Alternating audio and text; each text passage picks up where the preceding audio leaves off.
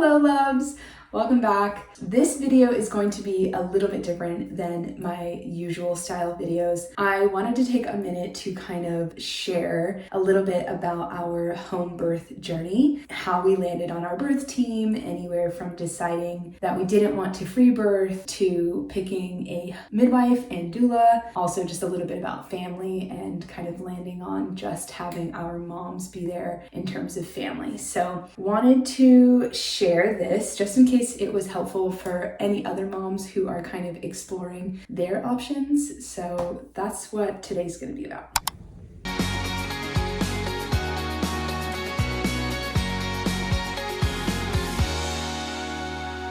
So originally I thought I wanted to free birth, and while I fully and deeply believe in the woman's intuition and our innate knowing to birth, for our first baby, Ben and I both decided that we kind of wanted an adult in the room. So, somebody who would honor the sacredness of the moment, but who also carried the medical know-how just in case something came up. So that's how we landed on our midwife, Megan. She is literally the perfect blend of ceremony and science.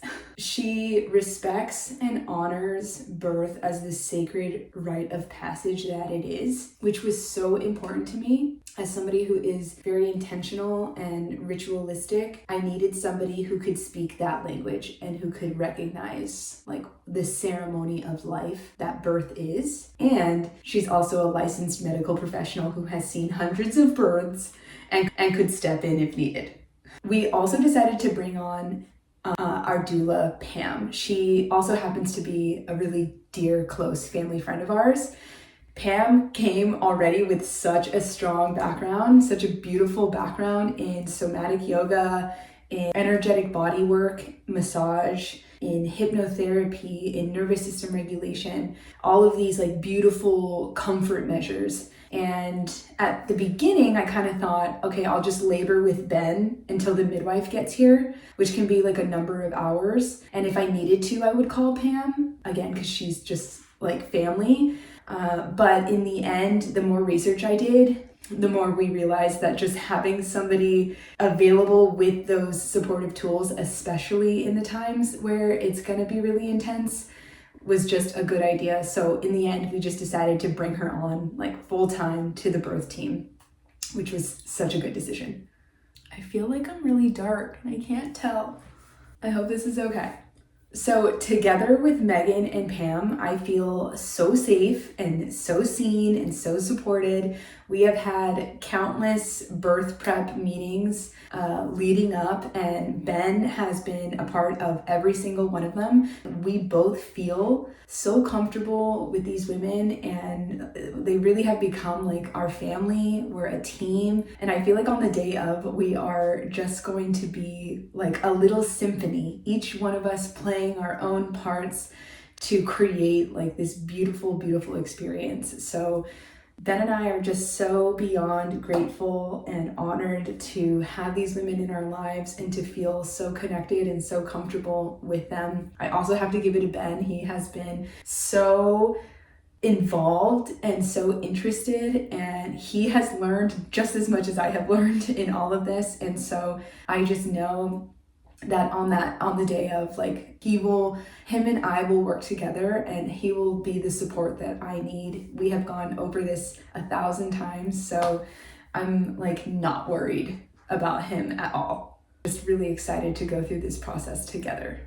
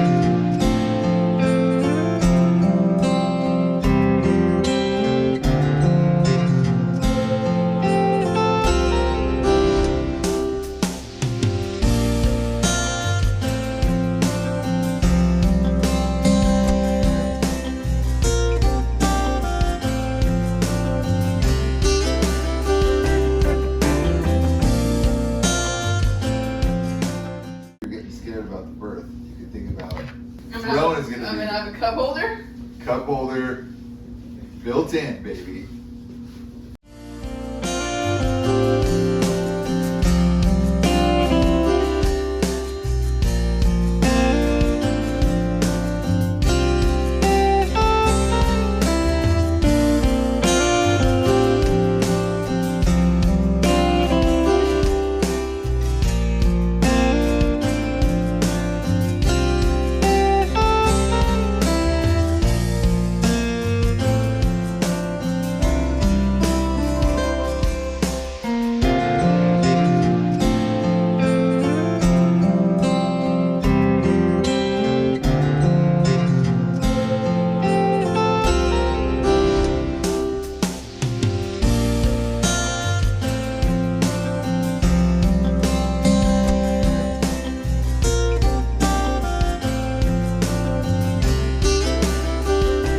Okay, plan as of now is birth pool area, bed, little bit of decoration. So this is the open area that my midwife has told me that we need to have available, because she's gonna bring all of her supplies, and that's also so much of what's in this box.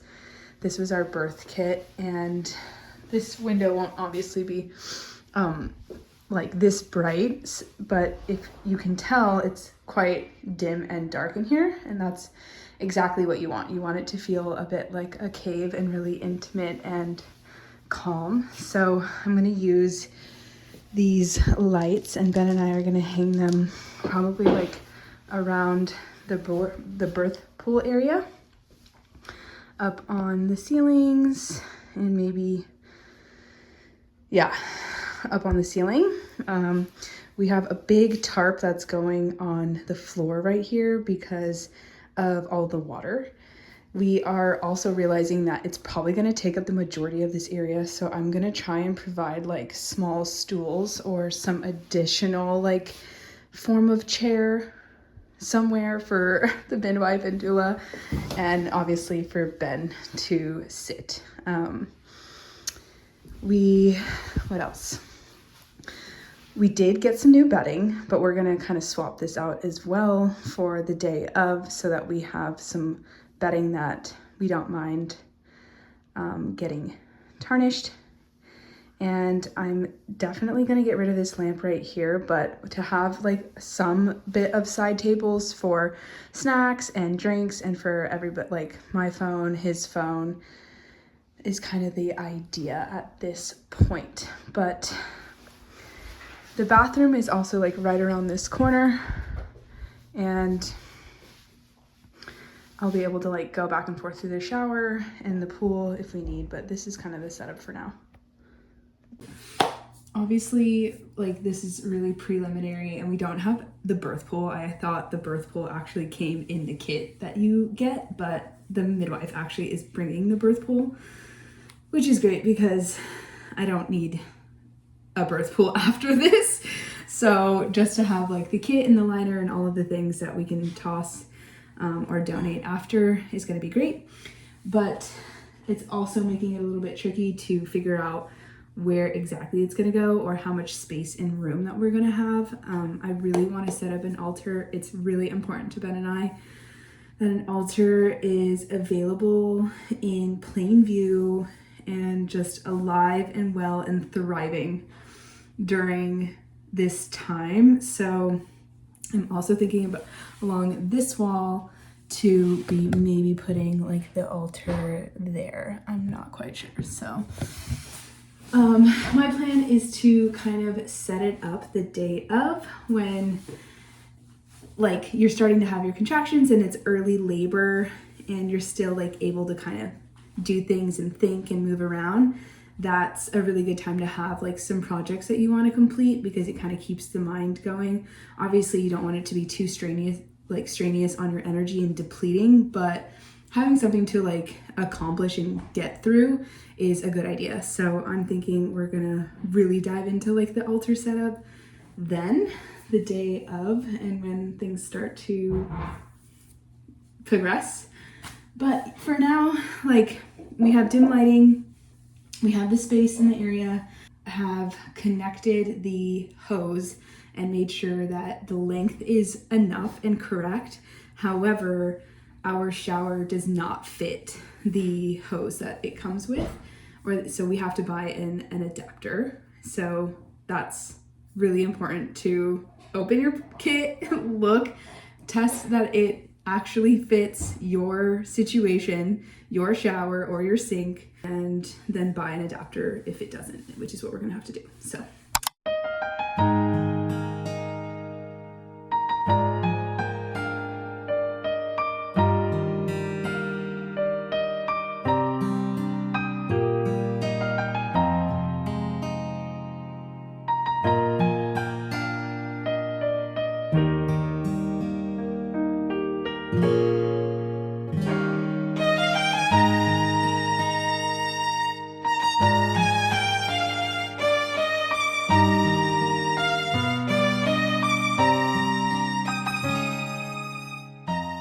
Okay, so aside from our amazing birth team, I did want to share 5 sort of holistic things that I have been doing in order to prepare for a healthy delivery. The first one being exercise and working out. Working out is honestly one of my #1 mood boosters. It helps me feel strong and capable and motivated physically, mentally, emotionally, and science backs it up that movement and exercise and even like light strength training is beneficial for both mom and the baby and leads to or can lead to shorter delivery times. Just doing little light weights or like the 30-minute uphill walking, game changer for me. I can tell the difference on the days that I don't and the days that I do, and just kind of dumping the brain with all those good healthy hormones and chemicals. I can't recommend it enough. Number 2 being sitting with cacao and doing my cacao ceremonies. I try to do it daily, can't always get to it daily, but the more often I do it, the more I notice it's genuinely a time for me to sit down and connect with God, with nature, with my baby, with my body. It allows me to open up my heart and to receive guidance and to move through big emotions. I have loved, if you've been here long enough, you know how much I love cacao. It also has so many beneficial nutrients in it, so it's very healthy for you. But the main effects are the love that I feel, like the flooding of gratitude and love that comes over my body. Those emotions are, you're feeding them to your baby. You are giving them those experiences. I think it's just such a good practice for me personally to slow down, reflect, have a moment of true, genuine love, joy, happiness, and give that to her as well. So it's been such a sacred practice that I've had, spiritually. So we have movement for physical, cacao, or some form of ritual ceremony for the spiritual health as well. Learning has also been another huge medicine for me, or modality.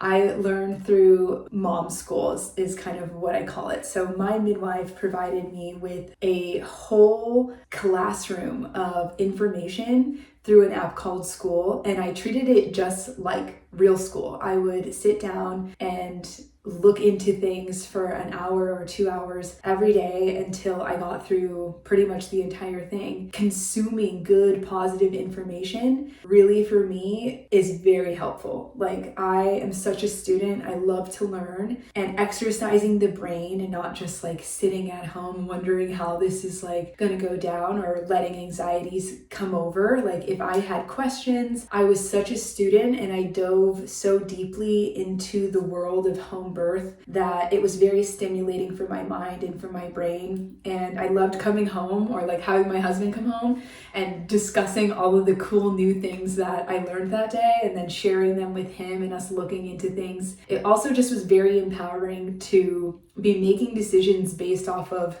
things that I now understand and know about. And then also you're just educated on the whole process. So learning for me was also like such a big contributor to feeling really good, and I think will lead to a healthier delivery. My fourth biggest preparation for a healthy delivery was my nutrition.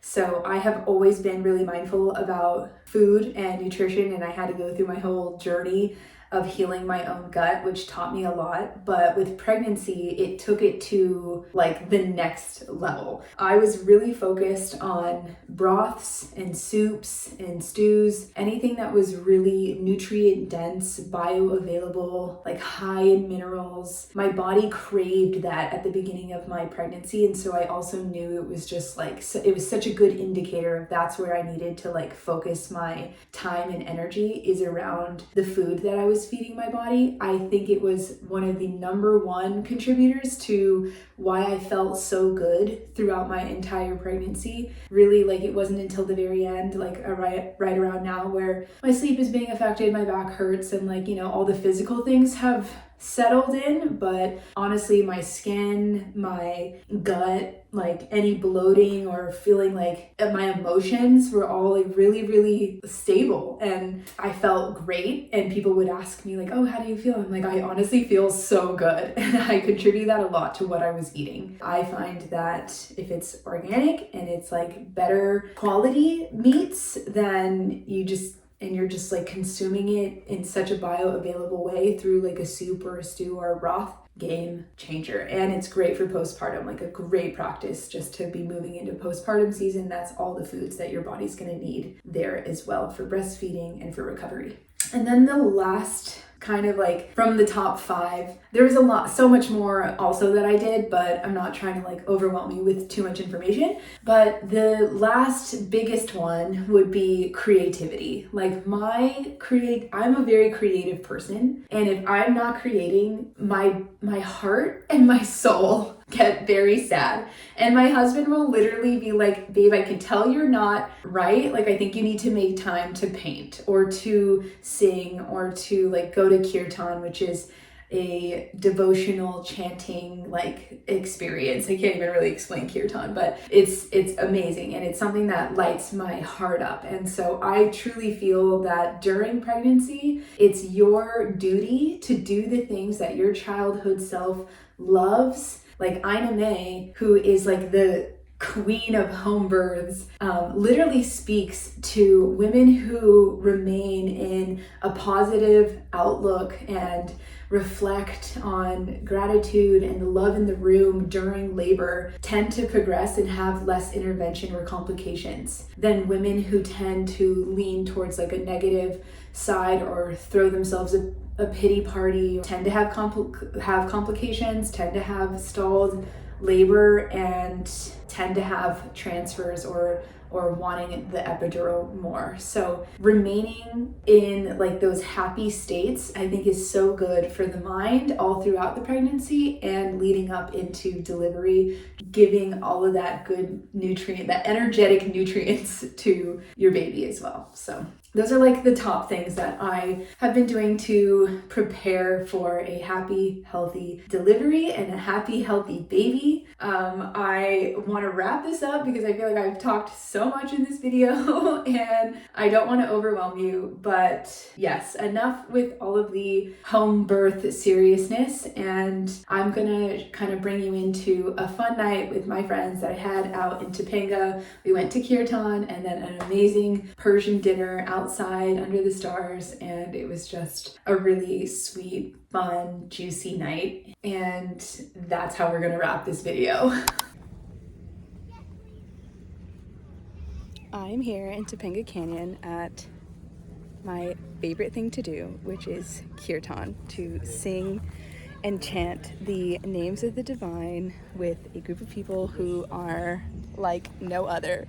If you know the Bhakti community, we are special. And we come to Topanga and we come in this little palapa, and it's the absolute best. So I'm gonna bring you in on a little chanting.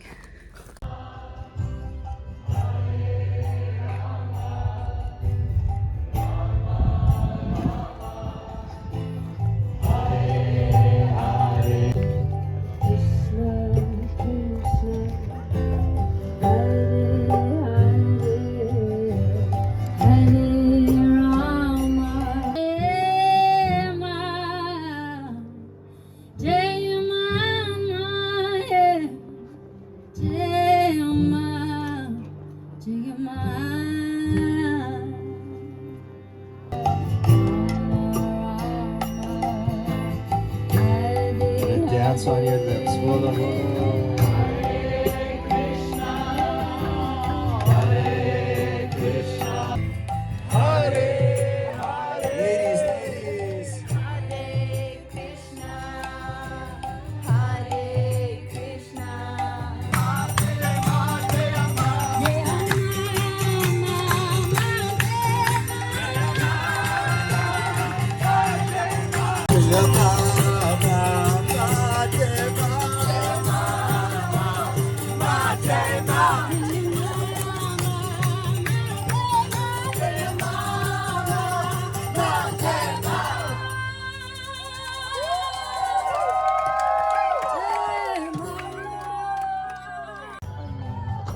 Does it get better?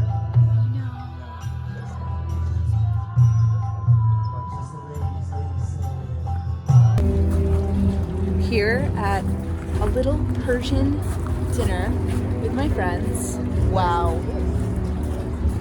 This was supposed to be like a big event, but we're one of the only reservations, and it's going to be just a private dinner just for us.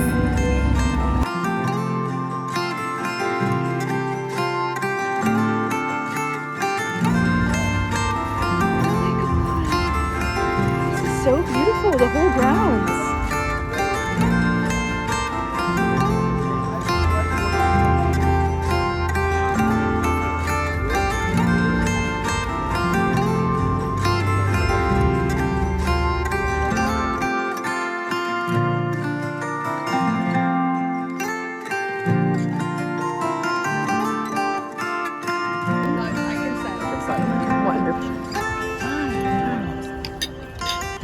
Yes.